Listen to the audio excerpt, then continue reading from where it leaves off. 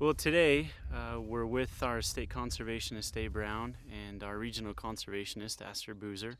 And anytime we have NRCS leadership come out to the field, we like to get them talking to producers, especially an individual like Chance, where he's really an early adopter. He has taken upon himself, another few producers in the area, to really see what soil health is all about. For me, as far as being young farm and rancher, is the price of land, the price of inputs, just what it costs to make a living. And it's getting to where it's getting tougher to make a good, decent living. So that's why I kind of followed the principles and concepts of the soil health. It's just for the fact is that it brings my input costs down and allows me to function on an even playing field with some of these bigger guys, in my perspective.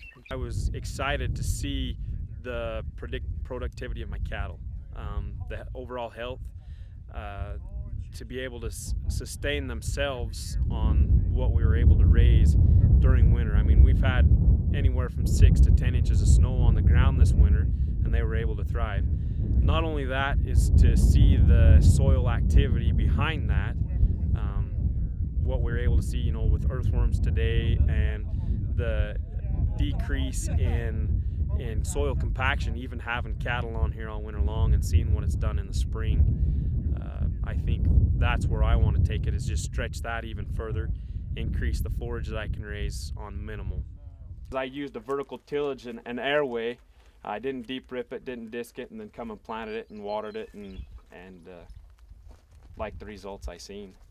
It's working with producers who are wondering how all of these principles apply to them. I would say look at Chance, look at his operation, and look at the 5 principles of soil health, which is armoring the ground, keeping the ground covered, minimizing tillage, keeping living roots in the ground, and then diversifying the above ground and below ground, having different species, different mix of plants growing, and then introducing grazing, figuring out how those principles apply to your operation.